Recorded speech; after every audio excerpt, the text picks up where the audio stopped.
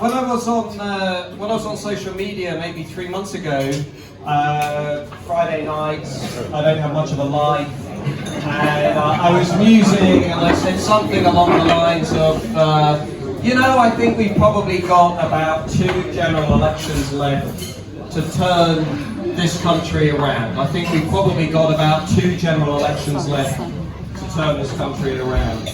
And somebody who's become my friend, Elon Musk, popped up in the replies and he said, no, you've got 1. Yeah, you've got 1. And it feels that way, doesn't it? Because wherever I go across the UK, I think it all comes back to this feeling that we can't quite put into words. Maybe we don't want to actually think about it because it is so overwhelming, it is so existential. It is a feeling that really boils down to the fact that we are losing our country, and we're losing this place that we know.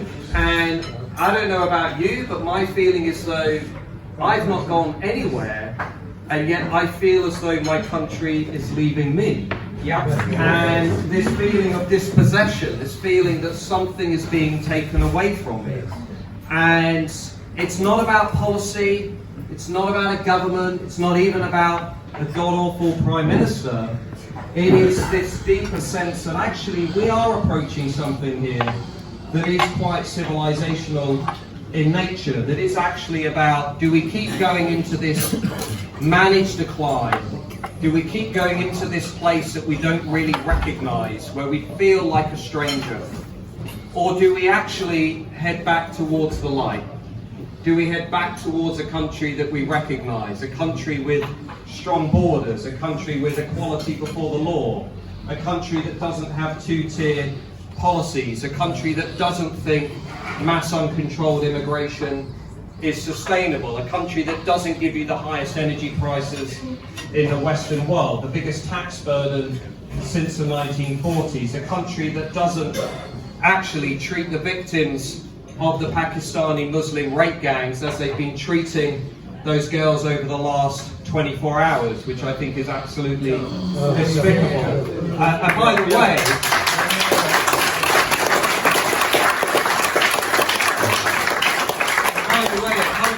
a country that doesn't allow its second major city to effectively become a no-go zone for Jews. I'm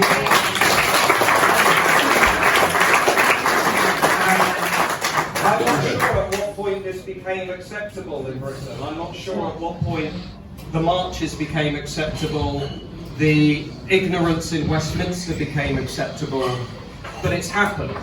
And we are the party that will have to deal with it. And the good news in all of this is we are the party that is going to form the next government. I mean, I've been very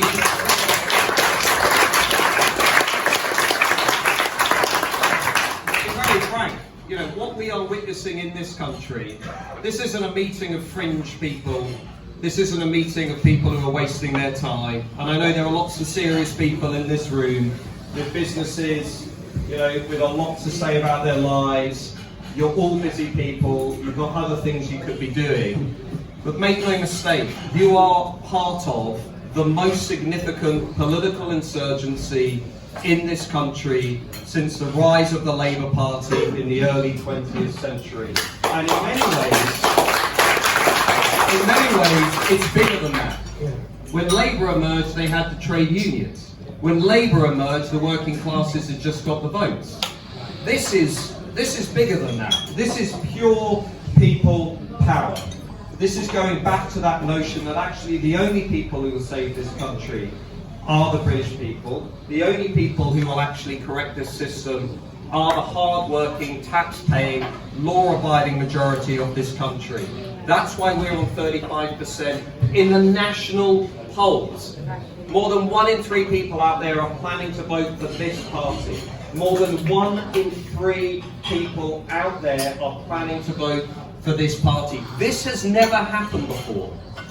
You are at the epicenter of a political revolt that has never happened before. People like Mark, organisers, local branch activists, people knocking on doors, giving out leaflets, taking their weekends actually connecting with people. This is unparalleled in British politics. And I just want everyone to take a moment and, this isn't a political meeting, this is something deeper than that. And everybody can sense it. And when I always say to people in Westminster, they say, Matt, why are you wasting your time? You put your head above the parapet, you're with Reform, you burned all these bridges with the BBC, God forbid. I might get back on Newsnight. Oh no.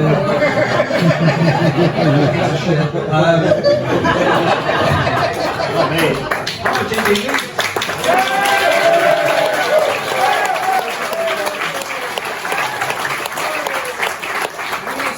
Who do you want your country back from? You keep saying you want your country back. I say, I want my country back from the people who think open borders is somehow acceptable.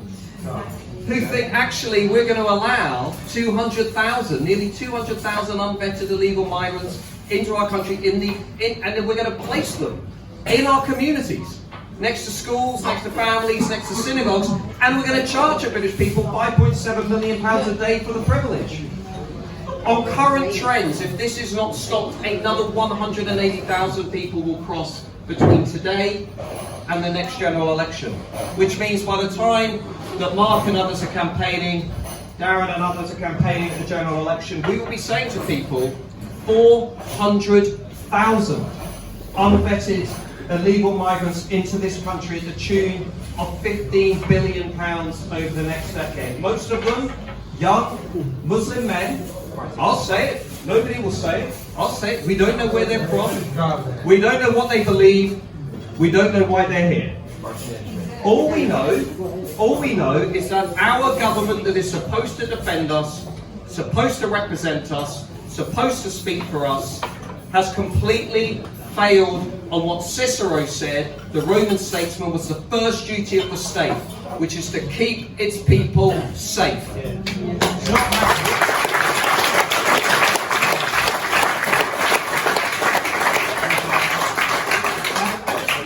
Because I wrote about it this week and it's been in my mind, like many of you.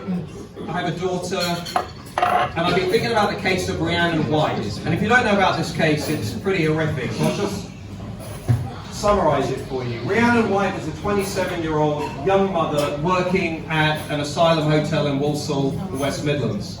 And she left her job one evening, walked to the local train station and was allegedly, Ofcom would tell me to say, she was allegedly followed by an illegal migrant, an asylum seeker from Sudan called Deng Majed, and she was stabbed in the head 23 times with a screwdriver. And he is currently on trial. 10 months after she was murdered, last October, Labour voting feminists, Shami Chakrabarti, Jess Phillips among others, wrote an open letter in The Guardian where they said, stop weaponising migrant violence against women and girls in this country. Stop talking about it, in other words. Like they said, stop talking about the rape gangs, because that's Islamophobic. They didn't say anything about Rhiannon White. They didn't say anything about the 8-year-old girl in Lambeth who was raped by an asylum seeker from Pakistan. They didn't see anything about the 12-year-old in Nuneaton who was raped by asylum seekers. They didn't say anything about the 10-year-old in Stockport who was very nearly kidnapped.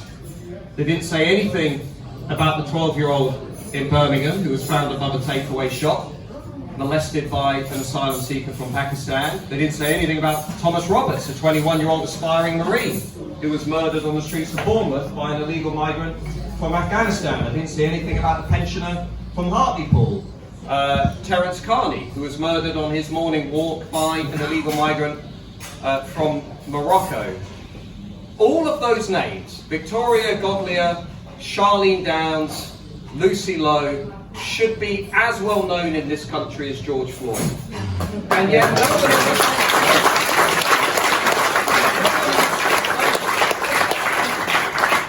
What we have is a project that is imposing a policy of open borders, an extreme policy while they say we're the extremists for actually wanting control, security and safety for our own people. It is absolutely insane. I'm 43 years of age. I've never seen a country, a political class that is this out of touch with the country in my lifetime. And it isn't only the borders. Even if you look at legal migration, you know, at least, for goodness sake, Nigel Farage and Zia Youssef, you know, they had the guts to stand up and say, this isn't working anymore. Giving indefinite leave to remain to the nearly 4 million people who came in under Boris Johnson, who, by the way, betrayed the country. Yeah. Boris Johnson, who said, I will lower the overall number, open the floodgates to 4 million, mainly low-skilled, low-wage migrant workers from outside of Europe. There are lots of business people in the room. You know this doesn't make sense for the economy. You know all this is doing is lowering wages for workers, keeping profits high, but it's not serving the nation. It is not actually helping to keep our nation united and integrated. The other thing that happened in Birmingham, very few people noticed, Nigel Farage became the only frontline politician, the only party leader with the guts and the courage to stand up and say, I will ban, I will prescribe Muslim Brotherhood. The only politician.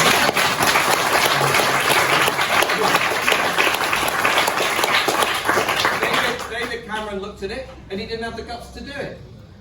Nigel Farage stood up and he said, no, this is the threat. This is the threat. Before Birmingham, stood up and said, this is the problem, sectarianism. 25 to 30,000 extremist jihadists in this country. A two-tier society where if you are a young British Muslim, as Ed Hussein has shown in his work, you can spend much of your life in this country on an average day, waking up, going through your local neighbourhood, your local school, going to mosque, having no interaction at all with the non-Muslim majority. And when certain politicians point out the glaring lack of integration in this country, Westminster has a nervous breakdown. 2 weeks before we saw what happened in Birmingham with Maccabi Tel Aviv FC, everybody decided that if you pointed to the problems of integration in Birmingham, you're a racist and you're far right.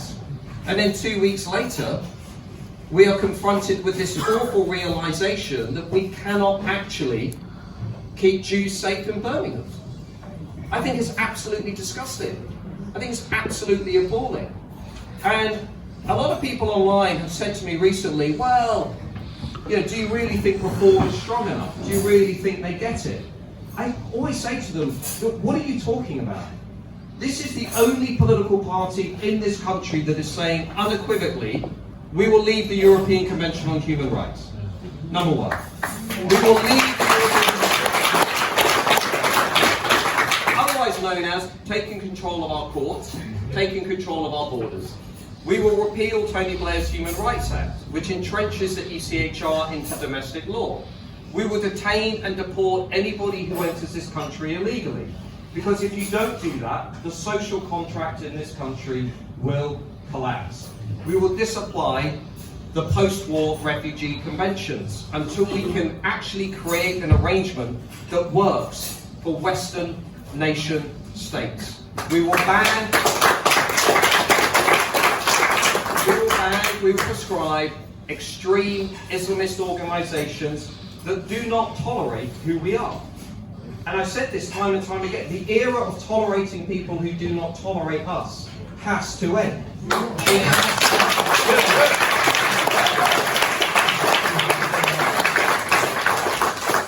And we are winning the intellectual arguments. We're number one in the opinion polls, but we are winning the intellectual arguments. From 1 week to the next, the Overton window in this country is shifting.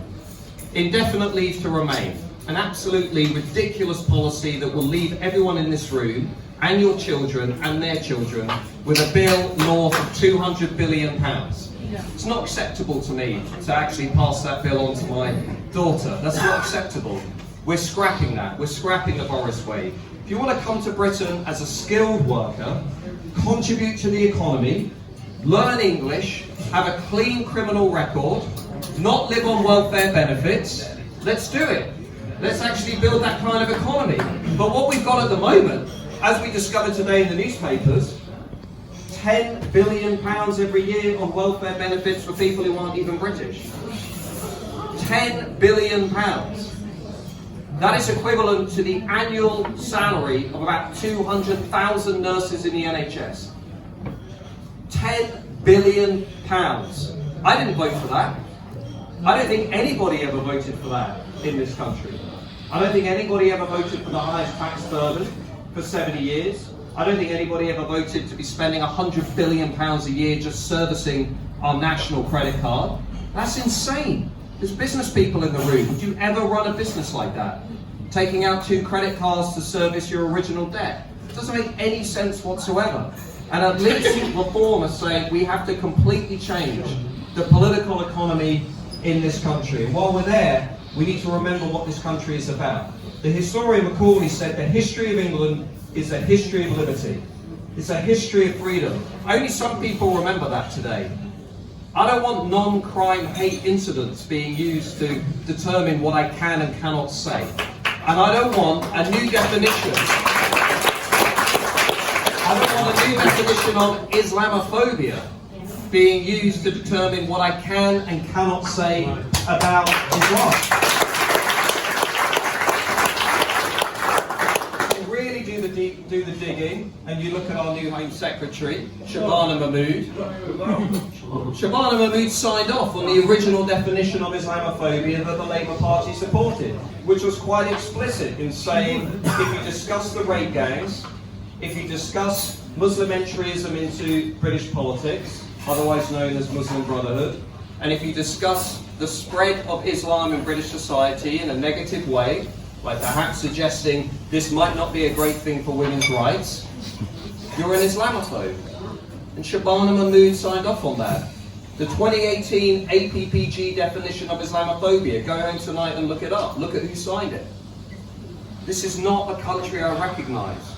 I want a restoration of free speech and free expression. That's why I designed the Higher Education Free Speech Act. 20 years in universities. Now, thankfully, any university that violates free speech in this country, like sacking my friend Kathleen Stock, who said, you know what, a man can't become a woman and a woman cannot become a man, and she was chased out of the University of Sussex. She was chased out of the University of Sussex. Well, they got a fine a few months ago of £600,000. Yeah. So when people say, oh, we can't turn the tide, it's too late, I say nonsense, rubbish. You just have to have the courage to actually intervene and say, no, we're not going to tolerate this anymore. We're not going to allow this anymore. There's a lot of things we can do once we get into government, once we get into power, that would genuinely turn the tide in this country. That is why they are scared of us. If you watch the Labour conference a few weeks ago, the strategy is clear. Everybody in this room is a racist. Everybody in this room is an extremist. Everybody in this room is far right. That will be the strategy. But that's all they have, because they have lost the intellectual argument. And if you want some comfort, look at America. That's a strategy the Democrats rolled out for 10 years. And the end result? Donald Trump just emerged stronger than he was in 2016. It is all...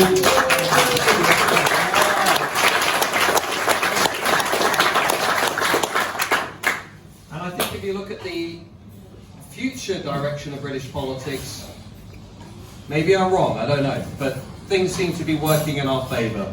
We've got the Greens, open borders, legalisation of drugs. Maybe we can make women's breasts bigger if we give them therapy. I don't know, whatever's going on over there. We've got Hezbollah, who are sort of, mixing it up on the radical left, and then we've got this hapless Labour government that doesn't know where it's going. The more that they go to war with each other, the stronger we become. And I said for a long time, I said to Nigel maybe last week, by early 2026, this party will be north of 40% in the opinion polls. Because the drivers of this party, the economic turmoil, the borders in complete chaos, all of that is just going to get worse and worse. And in the short term, it's going to be terrible for the country. But in the long term, it's actually going to be really, really good for our party and our movement. It's going to help us get to that next level. The British people have had enough, and I'll just say one thing, just as I come to the end. In June 2024, I ended up on a Saturday, a very hot Saturday in Clacton, walking the streets of a pretty normal estate by myself,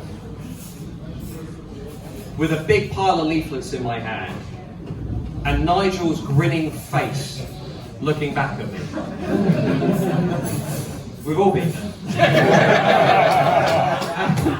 And I was knocking on these doors and no one was answering because they were all on holiday or whatever, and I was pushing these leaflets through the doors, and I was thinking to myself, Goodwin, what on earth has happened to you?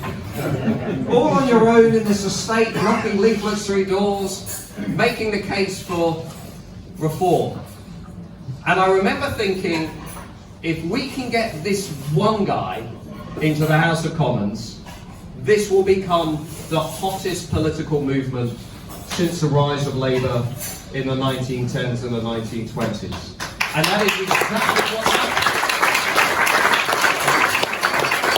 Because from Nigel has come all other people, you know, a new generation of activists, a new generation of members. You know, increasingly, look at the calibre of people who are joining Reform. Danny Kruger, very, very impressive politician. Very impressive politician. James Orr, very, very impressive academic, Cambridge academic. You got lots of serious people coming in now saying, you know what, we're going to give this thing the philosophical, the political coherence that it needs, and we're going to develop a serious programme for government. A programme that is actually in tune with this new zeitgeist. And that is based on just two principles. One is national preference. We believe that if you come to this country, if you're in this country, you work hard, you play by the rules, you pay taxes, you respect the rule of law, this country should be promoting you, supporting you, pushing you as far as you can go. We believe in meritocracy. We don't believe in identity politics. We don't believe in wokeism. We don't believe in anti-British, anti-Western ideologies. And the second principle is popular sovereignty. We believe that the true source of power, the true source of authority and legitimacy doesn't lie with distant elites in Davos and Washington and Brussels or Strasbourg. It lies with the people. It lies with the people. It lies with the people who are paying taxes, who are getting up in the morning, the alarm clock class, people who have to actually go out there and work, who don't live on welfare benefits, who don't actually just live their lives not contributing to society. And this country, I think still has so much to offer. There's a lot of reasons to be pessimistic, a lot of reasons to think, oh, you know what, actually, maybe it's too late. Maybe like Mr. Elon Musk. I actually reject that, because I can sense it out there. Nigel has always said to me, he said it to me 15 years ago, he said something is happening out there. It's going to take a bit of time, but something is happening out there. Now, everywhere we go, every meeting like this is packed to the rafters. Every meeting is like this, absolutely packed with people who are very serious, very connected, very successful in their own right, but who are saying, you know what, it's either Reform wins big or I'm leaving. That's the kind of mindset that's now taking hold of the country. That kind of sense of, this is it now, this is the last bet. This is the last gamble. I've really got to make this work. I've really got to do something here for my kids.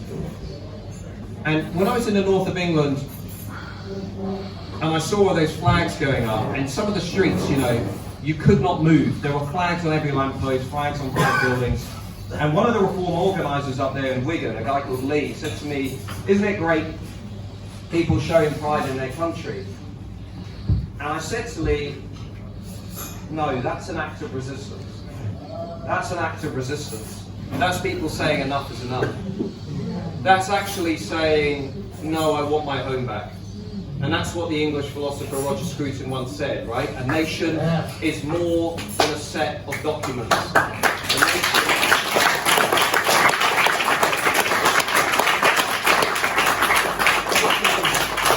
It's more than what we see on our passport. A nation is our home, defined by a shared sense of identity, a shared culture, a shared way of life, and a shared sense of collective memory. You can't have those things if you turned up 5 minutes ago. Everybody knows that. Even if our Westminster class don't accept it. Is that like Tories coming across the reform? Hey, listen, anybody in my view is welcome in reform as long as they sign up to a few key principles.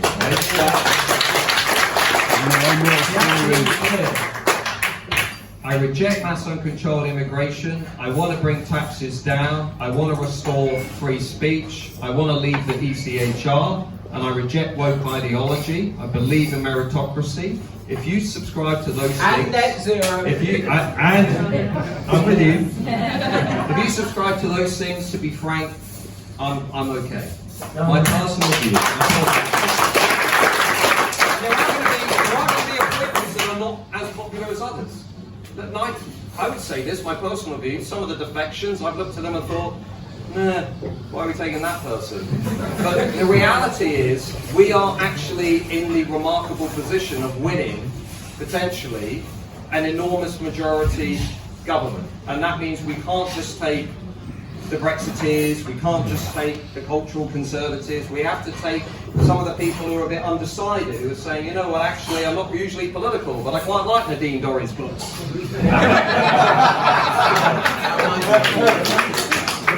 It does. Hey, Nadine's great. Yeah, indeed. But the point being, we're building a movement here that's 40% of the country. And I think everybody, when you leave tonight, please just think two things. Last message. One is, you are, like it or not, at the forefront of the most significant political revolt this country's seen in 100 years. Sorry about that, but you are right in the front row, you're in the front seat, so, you know, play your part. And secondly, please support people like Mark. You know, these guys putting their heads above the parapet, the branches. It is fundamentally about this. We have one of the strongest air wars in British politics. We are lucky enough to have the #1 communicator in British politics. We are lucky enough to have an amazing social media operation with MPs in Westminster who are punching far above their number. That won't determine the next general election. What will determine the next general election is the ground war, is local branches, local activists. Are they well funded? Are they organised? As well organised as tonight, I might add.